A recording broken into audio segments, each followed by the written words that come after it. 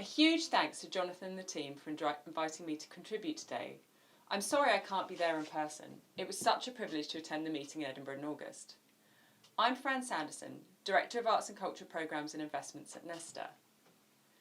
Nesta has run innovation programmes, investment initiatives and research into arts and the creative economy since its launch in 1998, coalescing in later years around new funding and business models, the positive social impact of arts, culture and creativity, and structured experimentation, with a particular focus on digital innovation and adoption of new technologies.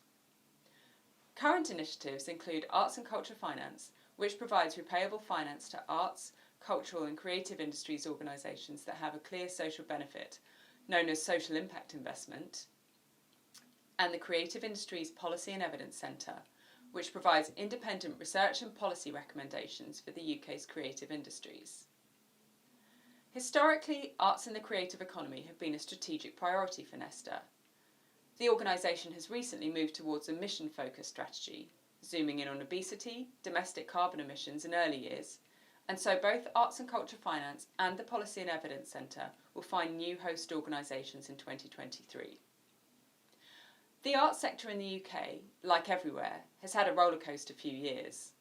Our standard methods of sector data collection, such as the government's Taking Part survey, were paused or adapted for the pandemic. So while I don't have proprietary research findings to highlight like Kate and Georgie, I've pulled together some data to show the size and state of the arts sector in the UK. England is an incredibly successful example of how a mixed funding model, where private investment supplements income from local authorities and government, can create and sustain a world-leading cultural sector. While public funding is an essential foundation for culture in England, the ambition and innovation displayed by many organisations in raising funds from other sources has allowed the sector to dream and to amplify the impact of public investment, achieving much more than would be possible with public funding alone. Arts Council England's 2022 Private Investment in Culture survey gives us some key stats. For 2021, the total income of the arts sector was £3.64 billion, of which 22% or £800 million was private support. You can see the collapse in earned income in the pandemic and how this was largely offset by the Government Arts Council intervention through the Culture Recovery Fund. In 2019, analysis showed that arts and culture contributed £10.47 billion to the UK economy. This corresponds to 0.5% of total UK economic output. Of the 226,000 jobs in the arts and culture sector in 2019, 40% were based in London, a geographic inequality that the Arts Council's 10-year strategy, Let's Create, is intended to address. The Policy and Evidence Centre was commissioned by the Intellectual Property Office to investigate our cultural content consumption habits of the first lockdown of 2020 and immediately afterwards. The results revealed what became obvious to us all. The pandemic proved how vital cultural content is to our individual and population well-being. Here I've highlighted some results from the March Network, UCL's pioneering big data study using longitudinal surveys to evidence population-level impacts of arts and culture engagement. The presentation will be distributed so you can look at the March Legacy website for yourself. Key findings will also be linked in Dr. Daisy Fancourt's essay on our Creativity, Culture and Capital platform, which aims to showcase the positive impact the creative economy has around the world and the innovative ways public, private and philanthropic finance is structured to deliver these positive impacts. I want to talk about what's innovative about what we do at Arts and Culture Finance and why it's so relevant to policymakers and Treasury officials.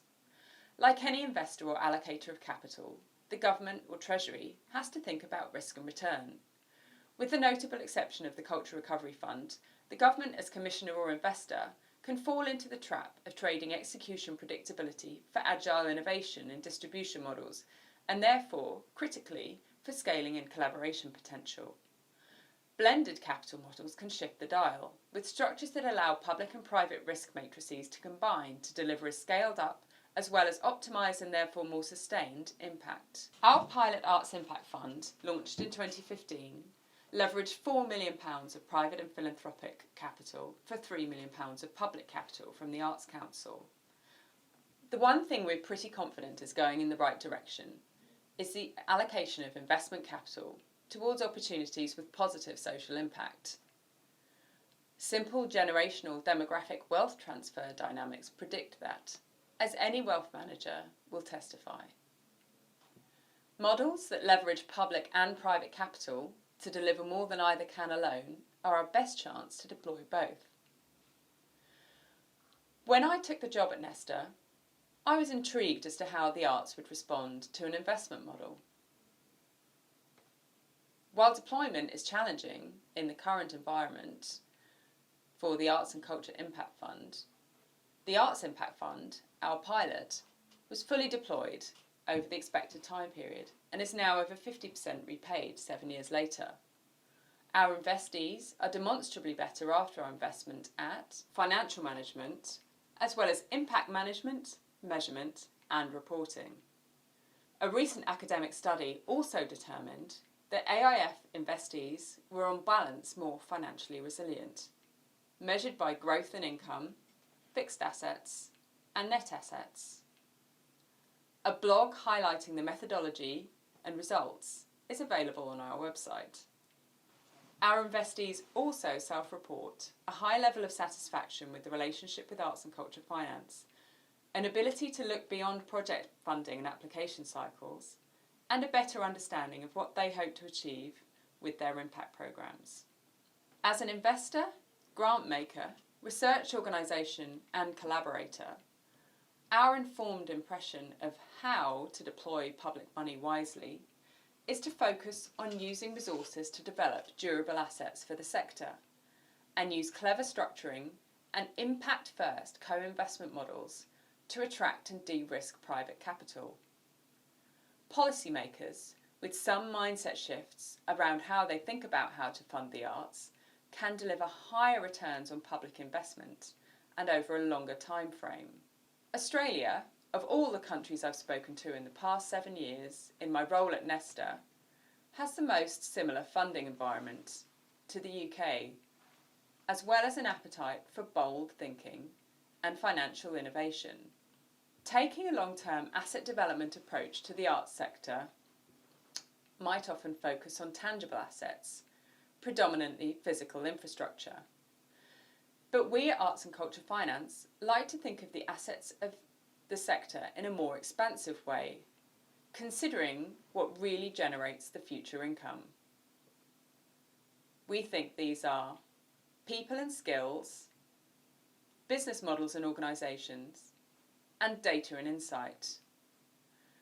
These are essential ingredients to generating vibrancy into the physical infrastructure, and all must be supported strategically and with long-term initiatives in order to deliver the sustained impact to attract the size and type of capital that can drive it into perpetuity.